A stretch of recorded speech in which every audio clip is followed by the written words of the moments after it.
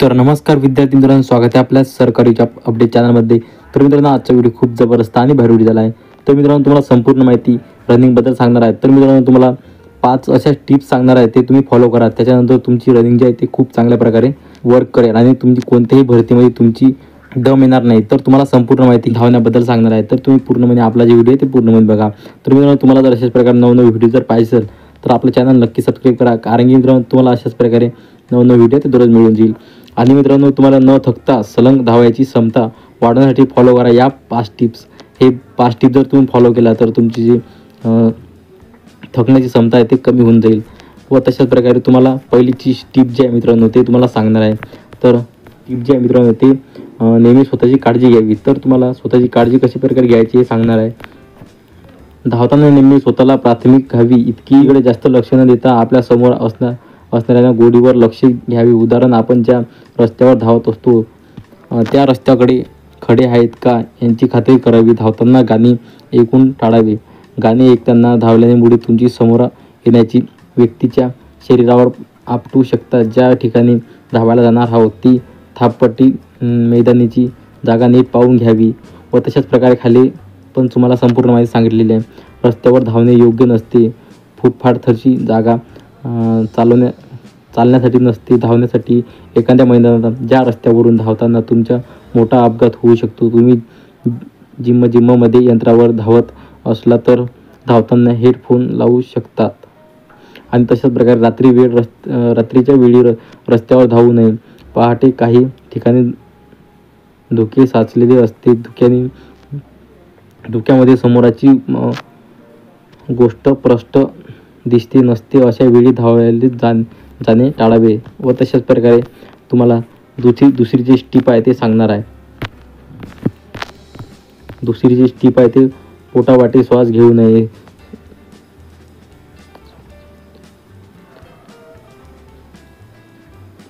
श्वासोच्छवासाची प्रक्रिया नाकाद्वारे करावी. तर धावताना धाप लागणे ही बाब खूप सामान्य असते. प्रत्येकाला ठिकाणी ठराविक वेळेनंतर दम लागतो. जर धावल्यानंतर श्वास घेताना त्रास होत असेल तर परिस्थिती गंभीर आहे हे लक्षात घ्यावी. धावताना श्वास घेताना तुम्हाला अडचण होत असल्याचे अनुभव आलाच तुम्ही डॉक्टरकडे जाऊन त्यांची चर्चा व तपासणी करू शकता. त्याच्यानंतर तुम्हाला तुमच्या शरीरामध्ये लठपणा, कलेजी, ताणतणाव, हृदयविकार, इतर शारीरिक आजार होऊ शकतो. आणि तशाच प्रकारे अशा काही कारणामुळे धावताना धाप लागू शकतो.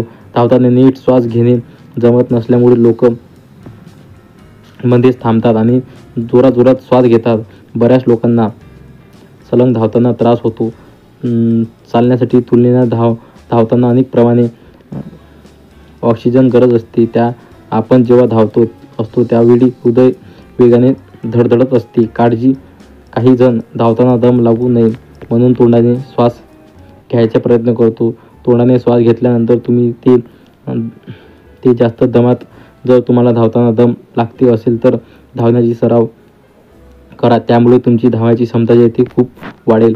आणि तशाच प्रकारे खाली तर मित्रांनो, तुम्ही बघू शकता काही वेळी धावपटूंना देखील दम लागतो. अशा वेळी ते धावता मध्येच चालायला लागतो. थोड्या वेळाने चालून नीट श्वास घेतल्यानंतर ती पुन्हा धावायला सुरुवात करतात आणि तुमच्या शरीरामध्ये खूप चांगल्या प्रकारे शक्ती निर्माण होते. तुम्ही या कृतीचे अनुकरण करू शकता. आणि तिसऱ्या नंबरचा पॉईंट जे आहे ते बघू शकता, धावायचा वेग मेंटेन करा. तिसऱ्या नंबरला बघू शकता, धावायचा मेंटेन करा. तर तिसऱ्या नंबरचा पॉईंट जे आहे ते धावायचा वेग मेंटेन करा. जेव्हा आपण कोणत्याही रोडवर धावत असतो व तशाच प्रकारे जेव्हा आपण खूप कालावधीनंतर धावतो तेव्हा सलग वेगाने लांबपर्यंत धावायची इच्छा आपली मनात निर्माण होते. धावताना सुरुवातीला आपण खूप वेगाने धावतो आहोत ते आपल्या लक्षात येतो.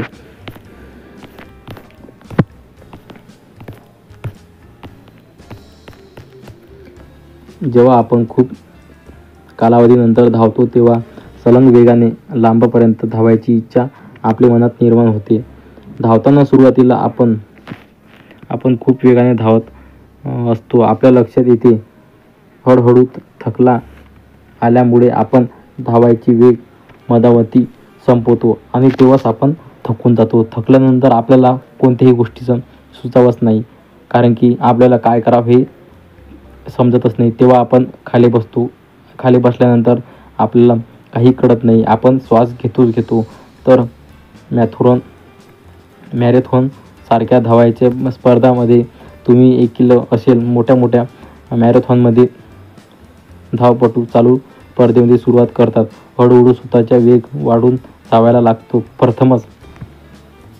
अशा प्रकारे प्रथम कमी वेगाने चालवून त्यानंतर वेग काढून आपापले स्वतःच्या निर्माणानुसार धावत असतो. व तशाच प्रकारे प्रथम वेगाने चालून त्यावर वेग वाढवून धावल्यामुळे दम लागतो नाही. त्यामुळे मॅरेथॉनमध्ये भाग घेणाऱ्याची स्पर्धेत लांबपर्यंत अंतर्गत धावून पूर्ण करू शकतो. या स्पर्धेचा वापर तुम्ही जास्त धावपट्टीवर टिकून राहाल तर तुम्हाला कोणत्याही स्पर्धेमध्ये भाग घेतला तेव्हा तुम्हाला खूप दम येतो, कारण की तुम्ही पहिल्यांदाच ते व्यायाम करत नसतो. कारण की तुम्ही खूप मोठ्या प्रमाणामध्ये जर व्यायाम केला तर खूप चांगल्या प्रकारे तुमची जी स्मरणशक्ती आहे ती वाढत जातो. आणि चौथ्या नंबरचा पॉईंट जे आहे ते शारीरिक स्थिती आहे. शारीरिक स्थितीमध्ये तुम्हाला काय आहे ते सांगणार आहे. कोणत्या प्रकारे तुम्हाला व्यायाम करायचं आहे हे पण तुम्हाला सांगणार आहे. तर धावताना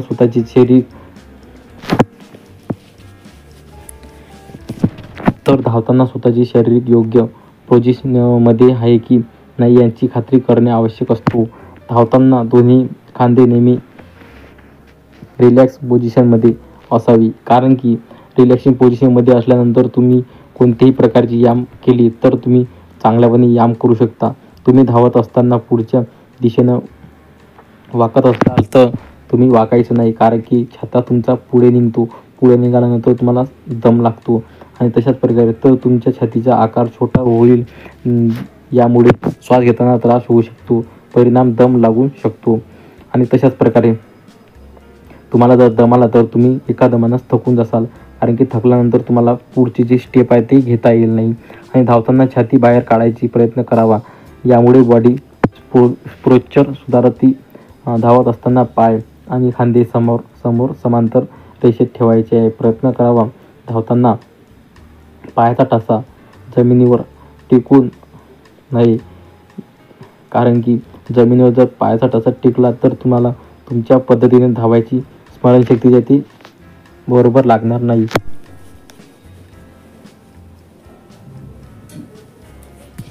आणि तशाच प्रकारे टाच्यावर ताण पडल्यानंतर गुडघ्यामुळे वेदना होऊ शकतात. धावताना तुमच्या बायसेप आणि फोरआर्ममध्ये 90 अंशांचा कोन आणण्याचा प्रयत्न करावा. आणि तशाच प्रकारे तुम्हाला चौथा पॉईंट आहे ते कशा प्रकारे, तर मित्रांनो चौथा पॉईंट कसा वाटला तुम्हाला कमेंट करून नक्की सांगा. तर तुम्हाला